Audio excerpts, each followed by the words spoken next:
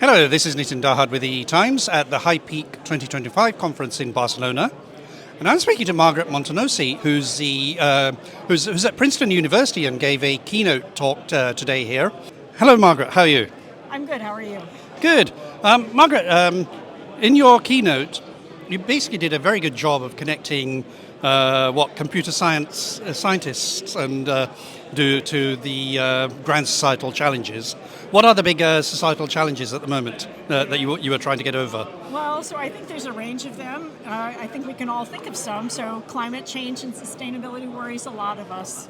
Making sure that there's effective access to trustworthy information through trustworthy computer systems worries a lot of us, and so on and so forth. So basically the purpose of my talk was to say that these big societal challenges aren't sort of separate from our technical lives, but really there are ways to link them. And I was hoping to encourage especially early career researchers to think more purposefully about those linkages when they decide what research to work on. Yes, I think you gave examples of work that's been done in sort of trust and computer security, memory safety, and all that. And there's all kinds of issues being talked about for many years. You've done quite a lot of work in that area, haven't you? Yeah. So one of the examples that I gave in the talk was the linkage of our work on formal verification for correctness and security to sort of broader impacts that it can have.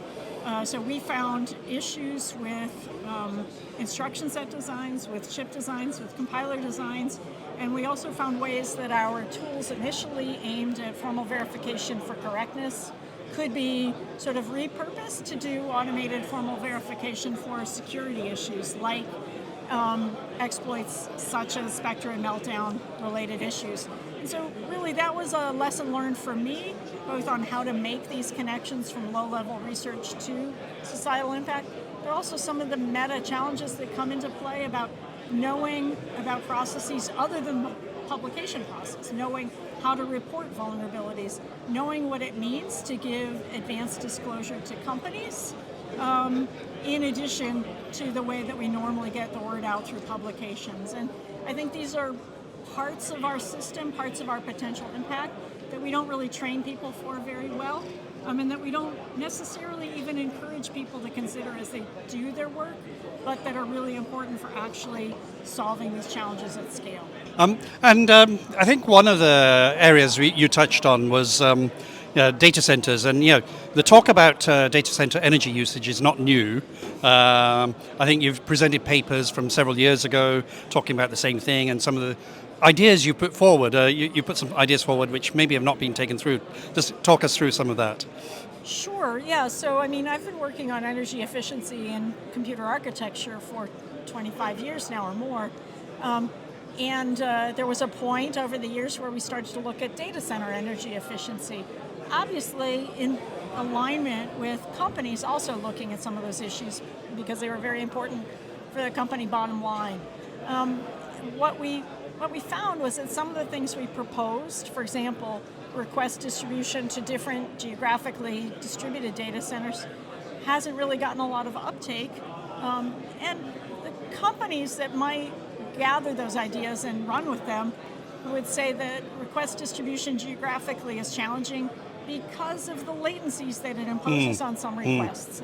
And these companies argue that we are a very latency sensitive set of users. Well, I worry that in the process of assuming this latency sensitivity above all else, we're losing some of the other values that we might choose to prioritize, like sustainability. So if it were possible to request distribute towards greener data centers, or sort of when solar power is available, send more requests to that data center, I think there's a set of customers who would be willing to say, I'm willing to wait a millisecond for that to happen, trust me, and do a little request distribution on my behalf. I think there are other things I think you talked about, and I think one of the things stuck in my head is old is new again. And there's things you've talked about for years and years coming back again, like the data centers and the sustainability. But one of the other areas you talked about is how, first of all, the hard the big thing was heterogeneity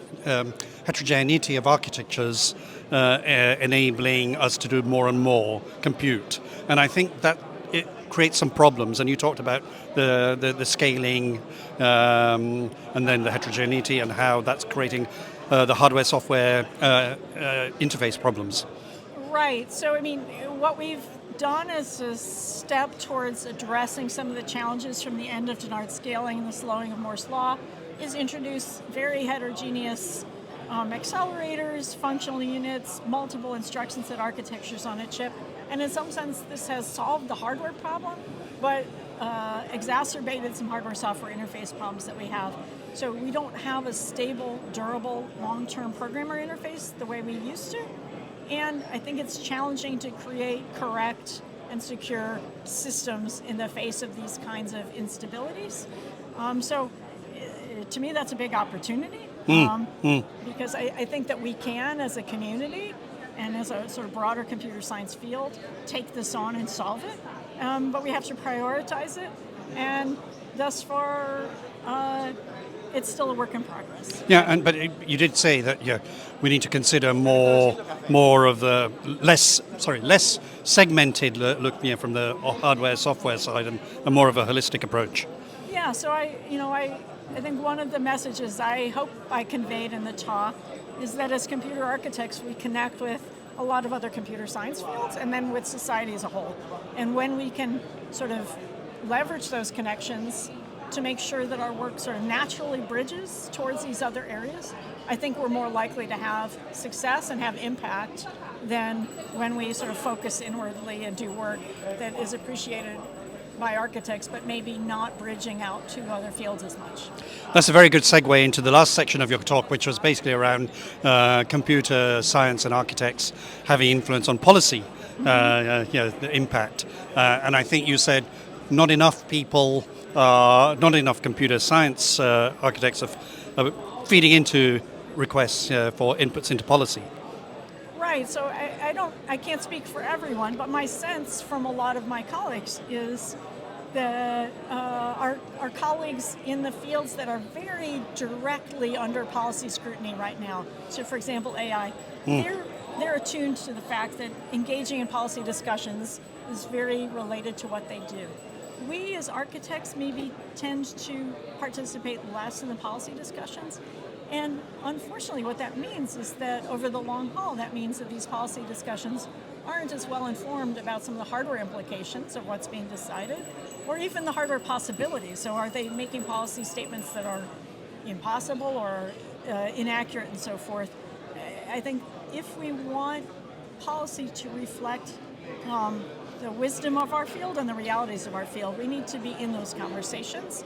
And so I hope people will find more places where they can join those conversations. And that's a good link into your message also about what you really want computer scientists to do a lot more of. Which I think your final message was about getting involved more. Yeah, I mean, so I think many of us, at the end of the day, when we're talking to our families or our relatives or our friends, we're worried about these societal challenges the same as everyone else. What I see maybe an opportunity to improve on is the direct linkage of our day-to-day research work to those worries that we have or those opportunities that we see societally, to make that linkage more purposefully and to be more actively involved both in the policy and in bridging our technical work towards those issues. When I was involved in universities, they talked about applied research, and I think it's more than applied research. It's about getting involved and communicating some of the things and how they impact general society. Is that right? Yeah. So I mean, you said communicating, and it's good to say, like, a lot of the work we've done is perfectly relevant already, but it's about making sure that the broader society is aware of it. So, for example, when it comes to AI wouldn't be where it is without the massive advances in architecture and storage systems that have come out of our community. So we've already been involved, but we aren't maybe communicating it as clearly as we could. And then there's other subtopic areas where we could be more involved. Well, Margaret, thank you very much. Thank you. Thank you.